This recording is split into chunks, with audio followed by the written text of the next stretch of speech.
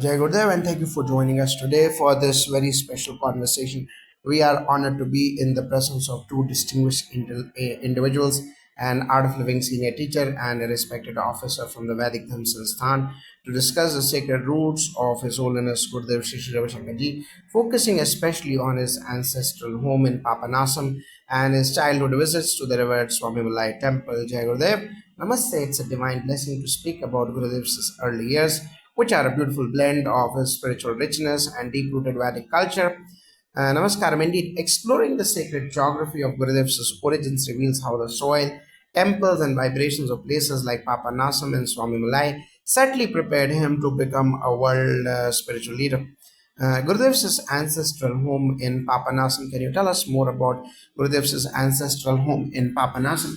Yes, Jai Gurudev. Gurudev's ancestral lineage traces back to the spiritually vibrant region of Papanasam near the banks of the Thamirabarini River in Tamil Nadu. The very name Papanasam means destruction of sins, and it is known in the Puranas for the penance of Lord Shiva, who washed away the sins of the world here. Gurudev's family belonged to a lineage of scholars and Vedics devoted to the preservation of Sanatan Dharma. Their traditional home, built in classic South Indian architecture with red tiled roofs and an open courtyard, was a place of prayer, chanting, and community service.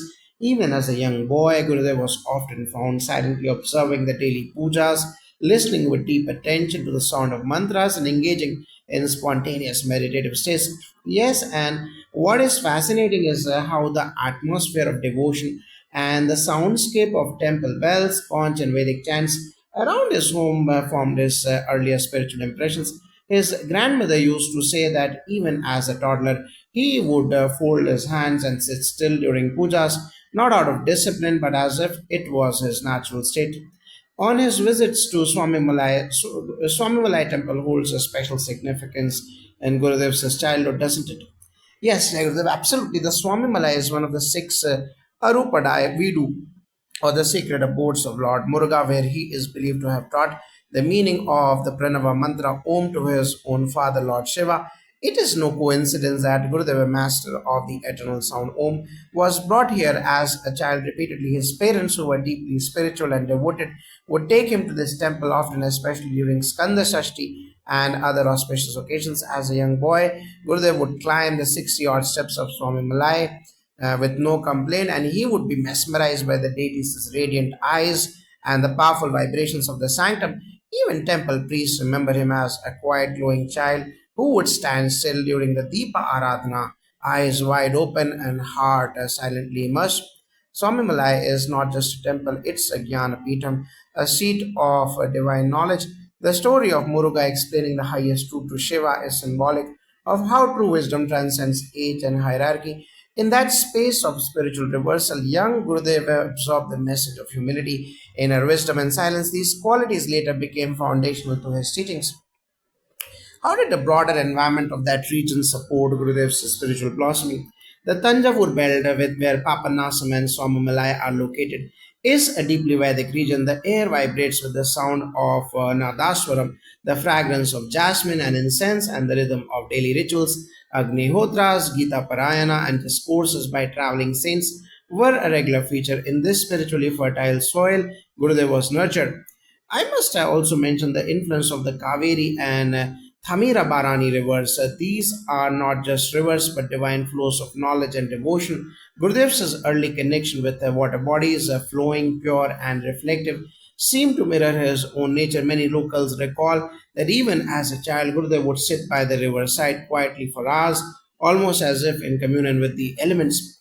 Were there specific family traditions that indicated Gurudev's spiritual leanings? Yes, his family followed Sandhya Vandanam, daily Gita's recitation, Gayatri Japa, and Trikalsanda and regular temple visits even before he could fully speak.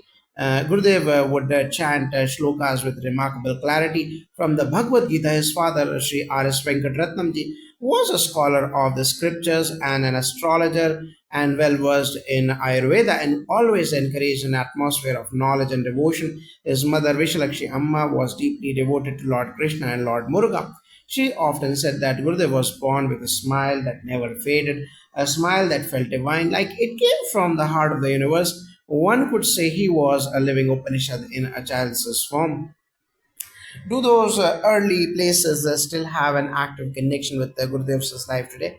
Very much so. Devotees from across the globe now visit Papanasam and Swami Malai not just as temples but as spiritual landmarks of the journey of Gurudev. The Papanasam home has become a point of pilgrimage for some, though it remains private, and the Swami Malai temple, Gurudev often refers to it in his talks, sometimes playfully recalling how Lord Muruga whispered the Omkara in Shiva's ears, just as knowledge sometimes quietly dawns within us. These are not just places of memory, they are places of energy. The aura of those temples, the family's sacred lifestyle, and the local traditions played a role in shaping one of the greatest spiritual voices of our times, and that influence is still alive in every Sudarshan Kriya breath, in every silence retreat, and in every chant that echoes across the Art of Living centers. Thank you both for so much for painting such a vivid and soulful portrayal of Gurudev's early years. It's clear that his roots in Papanasam and Swami Malai helped blossom the universal guru the world now knows today. Jai Gurudev. Jagadev, so we have heard of Gurudev's mother Amma Vishalakshi as a gentle spiritual influence, but what about his father R.S. Venkat Ratnamji? What kind of man was he and how did he shape Gurudev's early life? Yes, R.S. Venkat Ratnamji was a towering figure in both intellect and values. He was a scholar, philosopher, and administrator with a deep love for Sanskrit, Tamil literature, and Vedic traditions, yet he was also very modern in his outlook, rational, compassionate, and progressive. He was known for his honesty and unwavering dharma. He served in various roles and was respected for his integrity and efficiency.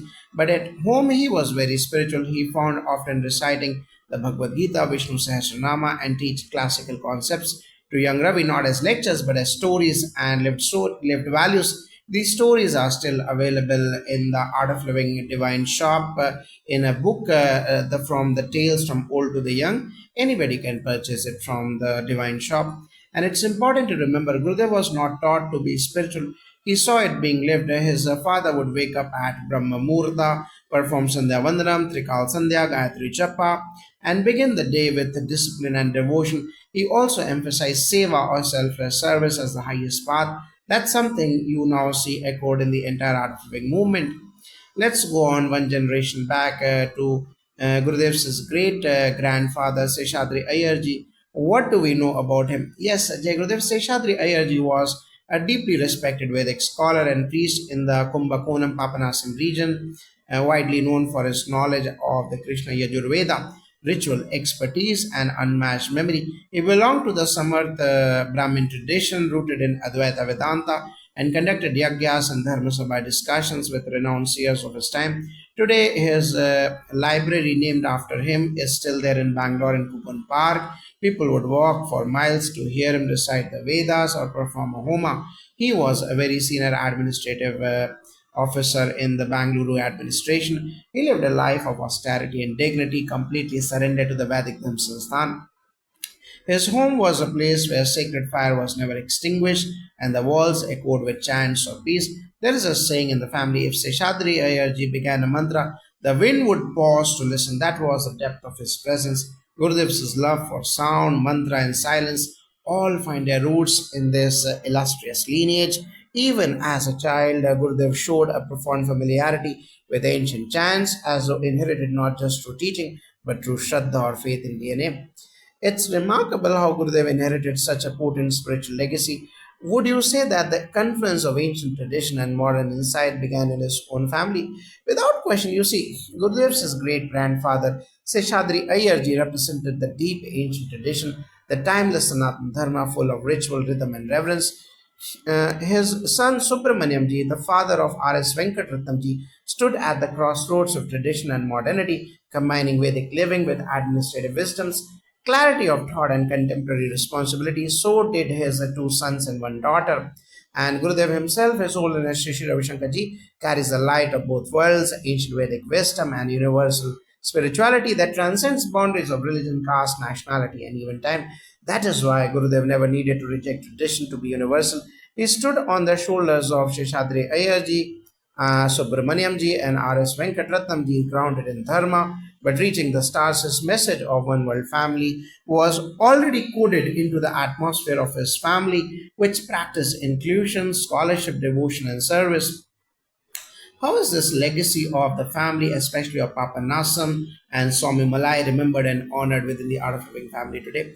During Guru Purnima, we often reflect on the roots of the Guru. Many senior teachers and devotees take time to remember not only Gurudev but the Guru Parampara. There is the entire Guru Shishya Parampara in Guru Puja, but we should not forget the Gurudev's his own family, his father, his grandfather, and his great grandfather, and that includes his great grandfather and Father's silent gratitude is offered to the land of Papanasam and the divine vibrations of Swami Malai. There have also been spiritual heritage tours organized for devotees to visit these sacred places and experience the energy. At the Art of Living International Center in Bengaluru, there is a growing interest in reviving and documenting these traditions. Children are now taught the same values of silence, mantra, and seva, just as Gurudev was taught. In a way, every breath of Sudarshan Priya carries a fragrance of that lineage.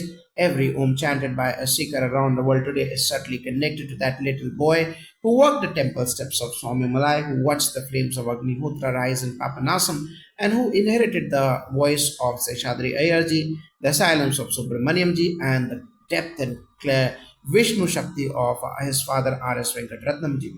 Thank you both. Truly, this has been more than an interview. It has been a journey through time, devotion, and divine lineage. Through this sacred story, we come closer to understanding not just Gurudev, but the river of Dharma that flows through him. Jai Gurudev, thank you for that detailed discussion, Jai Gurudev.